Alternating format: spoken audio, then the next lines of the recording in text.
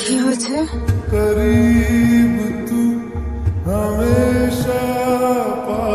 বন্ধ হয়ে গেল? কিরে এখনো মুখ ভার? এত চিন্তা করিস না ফুল্লরা, ঠিক কিছু না কিছু একটা জুটে যাবে। হ্যাঁ। আর তুই কিছুটা হলো তো রোজগার করিস, এত চিন্তা করছিস কেন? ছাড় তো। আমার একার পক্ষে এতটা। বেশি দুধ 2.5 চামচ চিনি, লড়া জালি তোমার কফি। এই লড়া কে রে?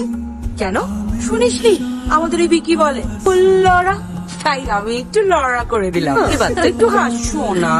আর আমরা এই থপথপে চর্বির মহিলারা যখন একসঙ্গে হয়েছি তখন একটু চিয়ার্স করবো না? তা কি হয়?